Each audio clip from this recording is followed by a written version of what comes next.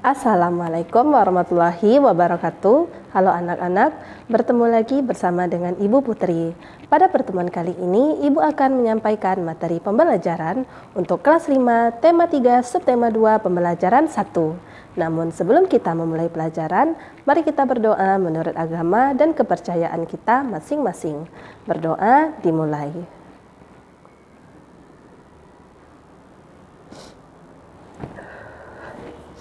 Berdoa selesai.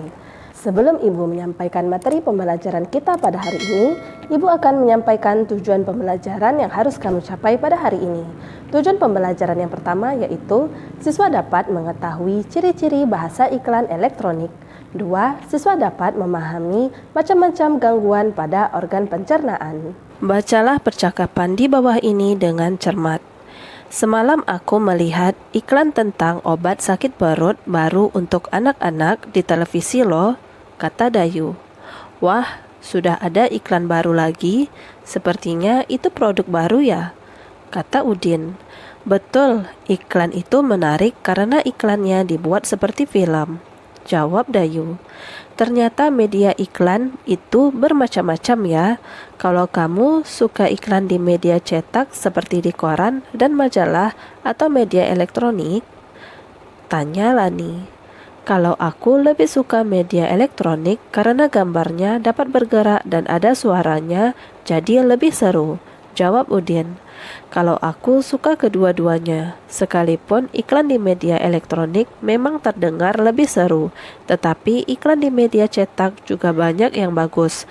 Gambar-gambar yang dipergunakan memiliki warna yang cerah dan kalimat iklannya juga bagus-bagus. Berikut adalah perbedaan antara iklan media cetak dan iklan media elektronik. 1. Iklan media cetak, yaitu iklan media cetak bisa dibaca atau dilihat kapan saja atau berulang-ulang. 2. Iklan media cetak hanya ditangkap menggunakan indera penglihatan. 3. Iklan media cetak hanya menggunakan gambar diam dan tidak ada suara. 4. Penggunaan kalimat dalam media cetak terbatas, hanya beberapa baris saja. 5. Iklan media cetak hanya menyajikan gambar dan tulisan saja. Iklan media elektronik. 1. Iklan hanya sekilas dan berlangsung pada saat itu saja. 2. Menggunakan indera penglihatan dan pendengaran. 3. Menggunakan gambar bergerak dan menggunakan suara. 4. Liputan bersifat informatif dengan narasi yang cukup panjang.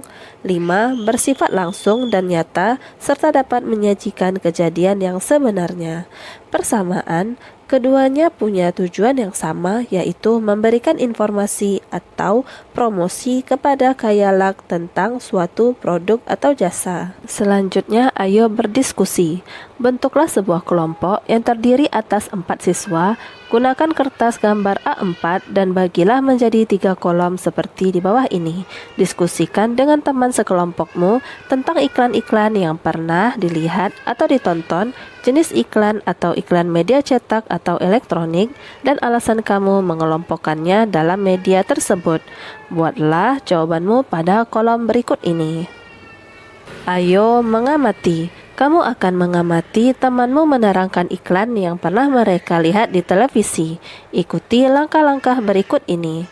1. Pilihlah siswa yang akan memeragakan iklan. Pastikan iklan yang dipilih adalah iklan yang menggunakan bahasa Indonesia yang benar dan iklan tersebut pantas untuk dipertunjukkan. 2. Berikan tanggapan dalam bentuk berikut ini. Saya pernah atau tidak pernah melihat atau mendengar iklan tersebut. Jika saya mengingat iklan tersebut, maka hal yang saya ingat adalah. Jika saya mengingat iklan tersebut, maka hal yang paling menarik dari iklan itu adalah. Dari kegiatan di atas, apa yang dapat kamu simpulkan? Tuliskan kesimpulanmu atau perhatikan tanggapanmu pada poin kedua dan ketiga. Gunakan tanggapan tersebut sebagai bahan untuk membuat kesimpulan. Siang itu, siswa-siswi kelas 5 sedang beristirahat di depan kelas. Perhatikan percakapan mereka. Aduh, perutku sakit, kata Lani. Wah, kenapa Lan? Tanggap Dayu. Sepertinya mahku kambuh. kata Lani. Kemarin mahku juga kambuh, Lan. Dokterku memberikan obat mah seperti yang ada di iklan televisi. Bahkan ada obat mah yang memiliki aneka rasa. Mungkin kamu pernah meminumnya? Jawab Dayu. Oh iya, aku jadi teringat. Ternyata aku memiliki obat mah yang kamu maksud di dalam tasku, Yu. Terima kasih atas perhatiannya ya, kata Lani. Lalu apa kata doktermu waktu itu, Dayu? Apa yang menyebabkan mah kita kambuh? Tanya Lani. Penyebab sakit mah sebagai berikut.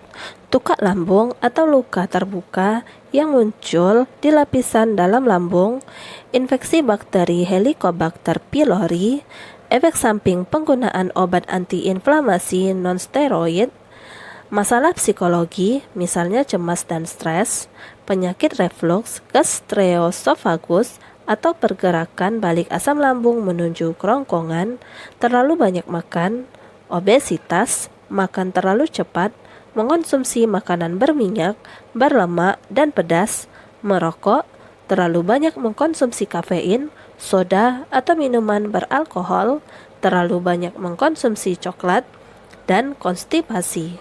Selain gangguan mah, sistem pencernaan kita dapat mengalami gangguan lainnya. Ada beberapa faktor yang menyebabkan gangguan tersebut, misalnya mengonsumsi makanan tidak sehat pada pola makan yang tidak teratur. Perhatikan peta pikiran berikut ini. Berikut ini adalah peta pikiran mengenai berbagai macam gangguan umum dari sistem pencernaan manusia.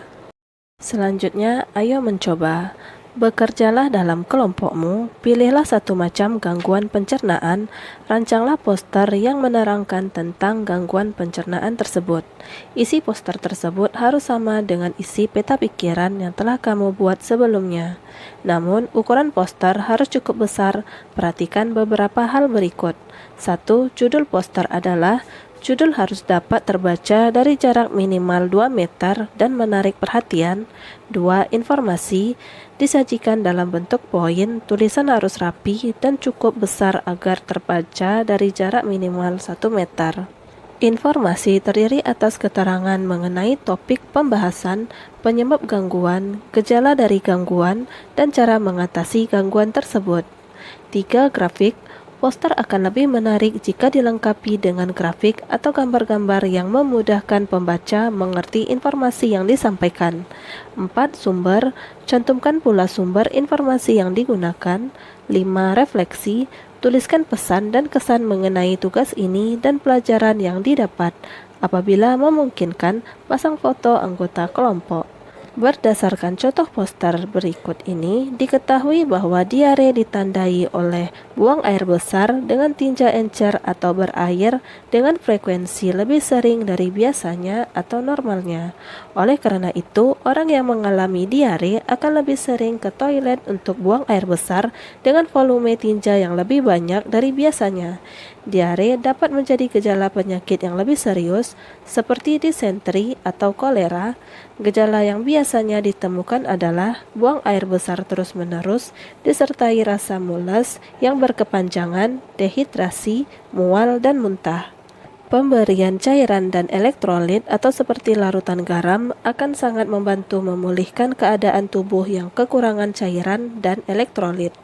Minuman cairan oralit merupakan cara pengobatan yang paling efektif terhadap gejala diare. Apabila cairan oralit tidak tersedia, maka kamu dapat membuatnya sendiri. Berikut adalah cara-cara untuk membuat oralit sendiri. Bahan-bahan yang dibutuhkan yaitu 1. Setengah sendok teh garam, 2.